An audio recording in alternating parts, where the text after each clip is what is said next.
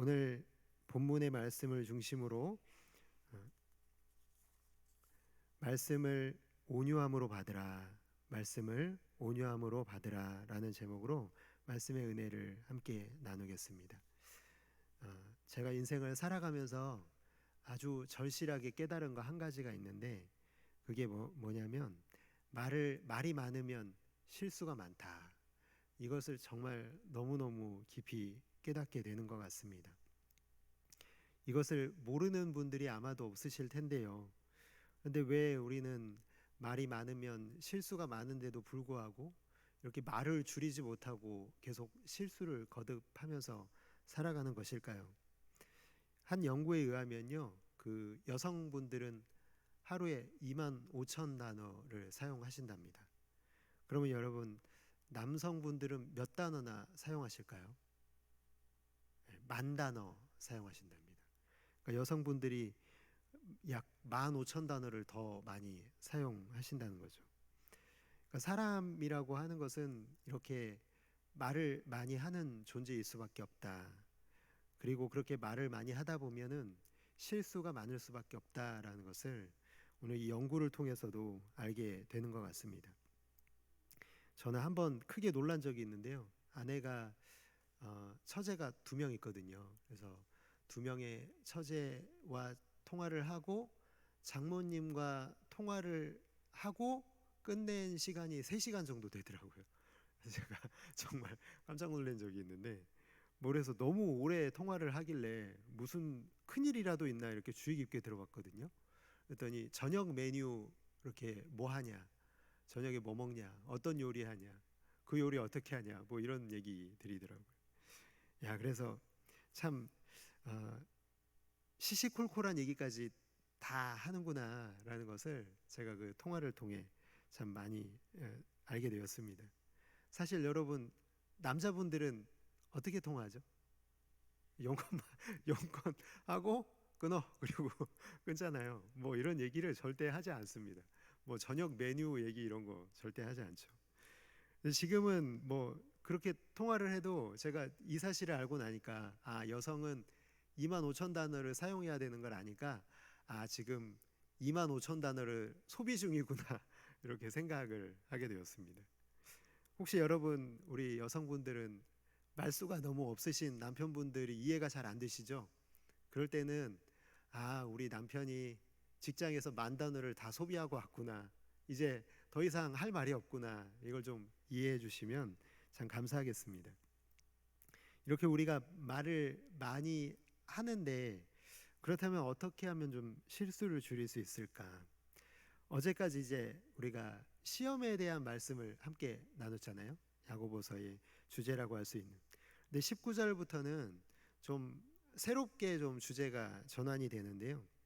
믿는 사람이 그렇다면 어떻게 거룩하게 살 수 있나, 이런 실천적인 주제로 넘어가게 됩니다.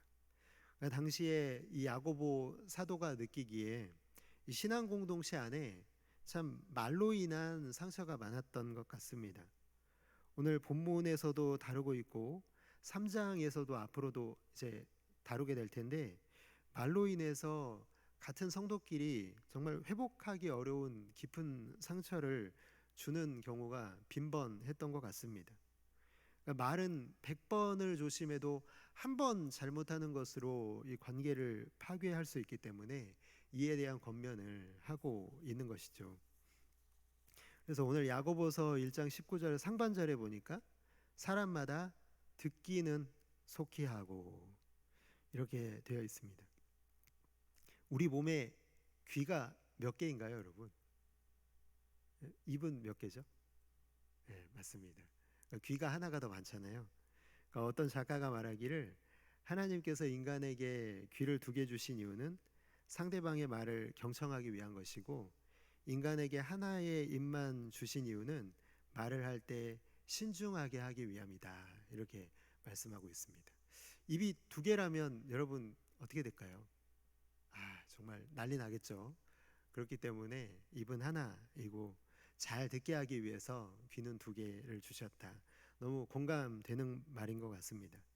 오늘날의 현대인들이 참 듣는 것을 싫어하는 것 같습니다.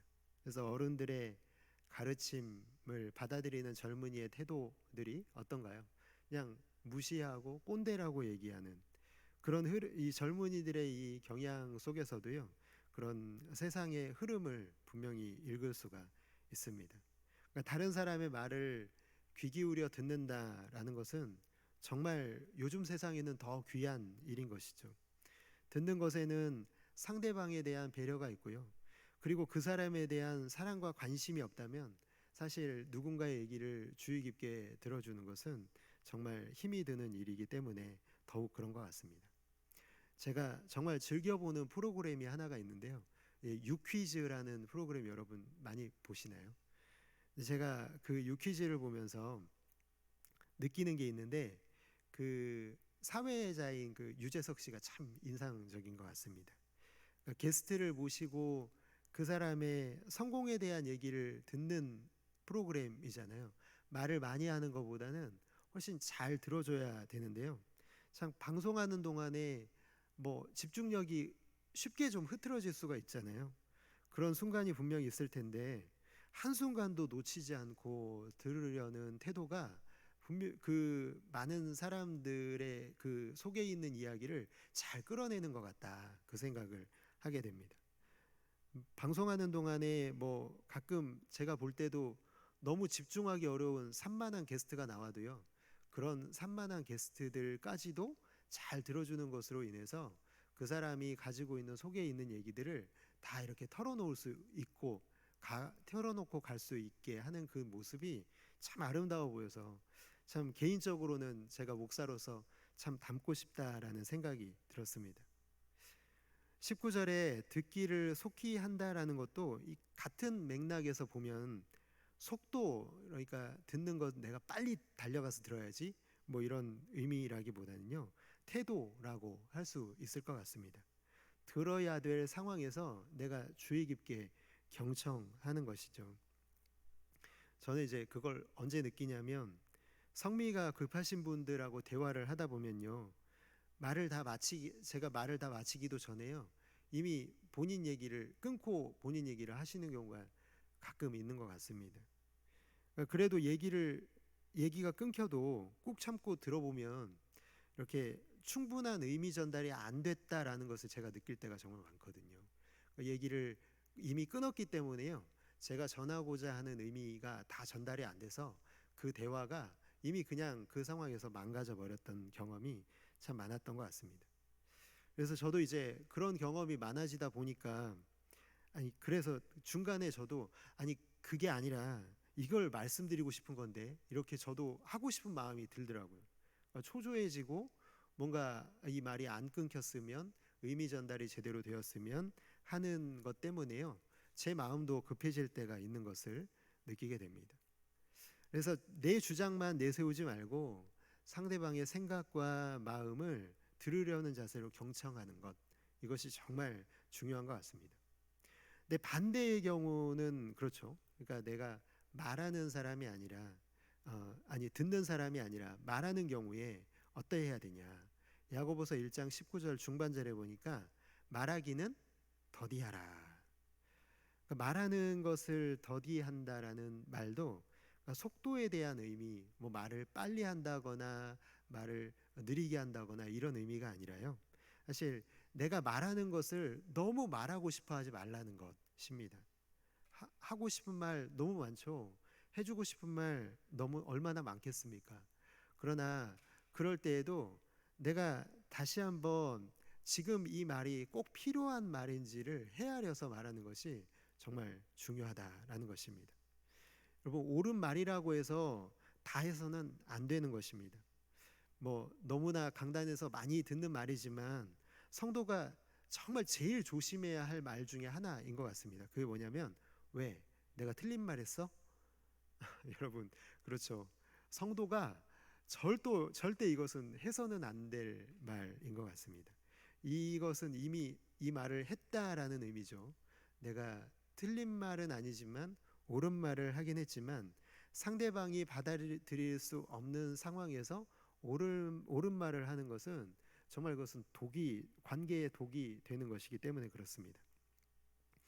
이 말을 혹시 우리가 인생 가운데 한 번이라도 해본 적이 있다면 잠언 25장 11절의 말씀을 우리가 꼭 기억해야 될 것입니다.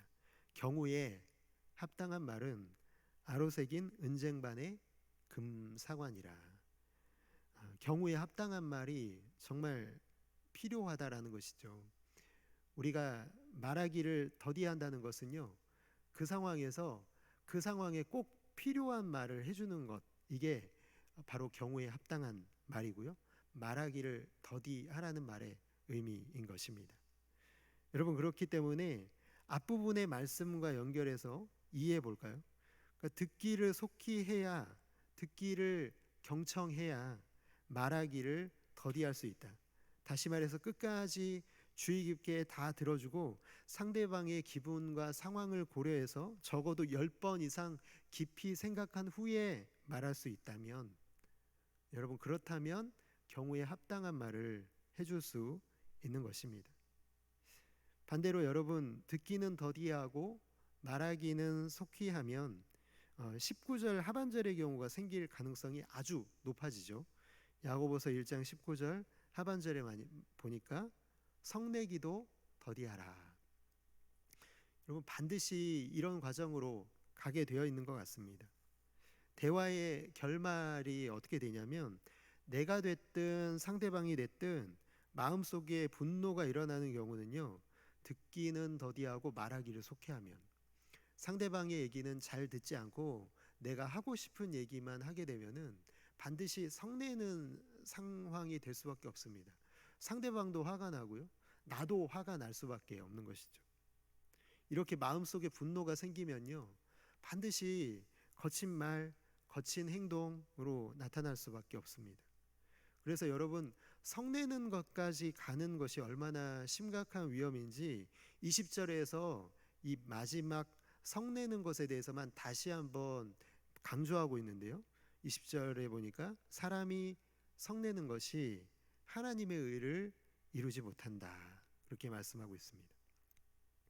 하나님의 의라고 하는 것은 뭐 여러 가지 해석이 있을 수 있겠지만 하나님을 닮아가는 데 실패했다는 말입니다. 하나님이 정말 귀하게 여기시는 관계, 공동체를 깨뜨렸다는 말도 될 수 있을 것이고요, 상대방, 하나님이 귀하게 여기시는 내 형제에게, 내 자매에게 정말 씻지 못할 상처를 주었기 때문에 하나님의 의가 이루어지지 못한 것이죠. 여러분, 이렇게 관계가 깨어져 버리게 되면 성내는 순간에는 하나님이 계실 수가 없습니다.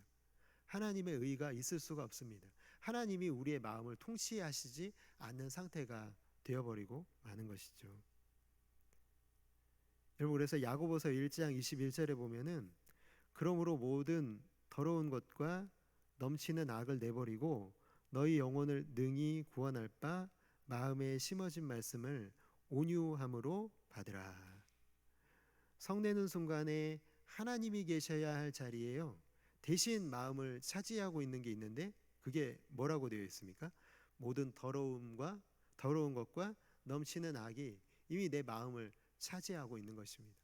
성내는 순간에요, 이미 내 마음 속에는 하나님이 계시지가 않는 거죠. 이미 그 속에는 악에 바친 마음이, 더러운 마음이, 상대를 해하고자 하는 마음이 일어나게 되는 것입니다. 그렇게 분노하게 되면요, 주변의 모든 것들을 파괴하고자 하는 마음이 일어나게 됩니다. 여러분, 우리가 기억해야 될 것이 있는데요, 21절의 말씀의 온유함이라고 하는 것은 사나운 짐승이 길들여진 상태를 의미합니다. 어떻게 길들여졌는지 우리가 어제 살펴봤던 18절의 말씀을 다시 한번 보실게요. 그가 그 피조물 중에 우리로 한 첫 열매가 되게 하시려고 자기의 뜻을 따라 진리의 말씀으로 우리를 낳으셨느니라. 하나님께서 우리를 뭘로 낳으셨냐면 진리의 말씀으로 우리를 낳으셨다는 거예요. 그러니까 사나운 짐승 같았던 우리였잖아요. 우리가 예수 믿기 전에 그런 존재였는데 하나님이 우리를 말씀으로 다시 태어나게 하셨다는 거죠. 그런 세상에 대하여 죽고 사나운 짐승 같았던 우리의 모습에 대하여 죽고 다시 태어났는데 진리의 말씀으로 태어났다. 그 말씀이 우리 안에 심겨져 있다라는 것을 기억해라라는 것입니다. 하나님의 말씀을 온유함으로 받으라는 것은 우리는 이미 예전에 그 사람이 아니라 우리는 완전히 새롭게 된 믿음의 사람이기 때문에 그 사람의 모습으로 말씀을 받아야 한다라는 것을 말씀하고 있는 것입니다. 사랑하는 모든 성도 여러분, 우리의 삶을 변화시키는 복음의 능력을 여러분 믿으십니까? 복음의 능력이, 말씀의 능력이 우리를 완전히 변화시켜 주셨습니다. 그렇게 우리는 길들여진 모습으로 살아가는 것이죠. 그리고 우리 안에는 그 말씀의 씨앗이 자라고 있습니다.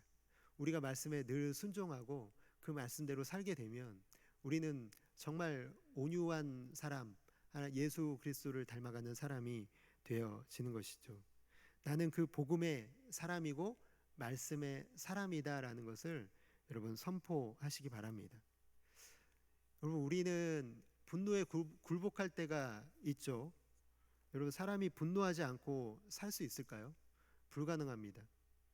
오늘 제가 새벽 예배를 오는데 제가 이제 차를 타고 이렇게 운전하고 오는데 제 앞에 그 추월할 수 없는 이 추월할 수 없는 도로에 제 앞에 15km 정도의 속도로 계속 가시는 분이 제 앞에 저를 이렇게 가로막고 있더라고요.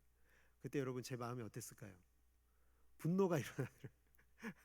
아니 왜 아무도 없는 이 새벽 도로에 왜 15km로 달리는 거냐고 막 그렇게 제가 속으로 막 정말 분노가 일어날 때 그때 하나님께서 저에게 너 지금 어떤 말씀 전하러 가니 김 목사야 이렇게 말씀하시는데 제가 너무 깜짝 놀랐습니다. 지금 이 말씀을 준비하고 말씀을 전하러 가는 목사의 마음이 분노의 차이다. 너무 그래서 회개를 하면서 제가 와서 찬송을 부르면서 왔습니다. 신자 되기 원합니다. 우리의 마음에 분노가 일어날 때가 있죠. 그러나 여러분 분노했다는 것 때문에 여러분 좌절하지 마시고요. 분노하는 순간에 그 분노를 꺼뜨리지 못했다, 말씀으로 꺼뜨리지 못했다는 것 때문에 여러분 그것 때문에 슬퍼하시는 여러분들 되시기를 주님의 이름으로 축복합니다. 우리가 정말 버려야 할 것들이 있죠. 성내는 순간에, 분노하는 순간에 그것은 우리가 막을 수가 없습니다. 모든 더러운 것과 넘치는 악이 우리 안에 들어온 것을 막을 수는 없습니다. 왜냐하면 이미 분노해버렸기 때문이죠. 그러나 그 이후에 우리가 할 수 있는 행동들은 분명히 있습니다. 그것은 무엇이냐면 더러운 것과 넘치는 악을 내어버리는 거예요. 그리고 그 비워진 자리에 바로 성령께서 우리를 말씀으로 통치해 주시도록 간절히 구하시면 우리 안에 심겨진 이 말씀이 다시 살아나게 되면 우리 안에 타올랐던 분노가 꺼뜨려지고 성령께서 다스려 주시는 역사가 나타날 것입니다. 오늘 하루를 살아가는 순간에도 우리를 분노하게 하는 일이 얼마나 많이 있습니까? 비단 제가 말씀드린 운전 그런 교통 상황 이런 것뿐만이 아니라 우리의 모든 관계 속에는요. 우리의 분노를 건드릴 이 도화선들이 너무나 많다는 거예요. 그러나 그런 순간에 우리가 꼭 기억해야 될 것, 내가 성내는 그리고 분노하는 그 순간에 하나님은 말씀으로 내 안을 채워주시옵소서. 이것을 간절히 구하셔서 그 은혜를 힘입어 거룩하게 살아내시는 아름답고 귀한 성도 여러분들 모두가 되시기를 주님의 이름으로 축복합니다. 들은 말씀이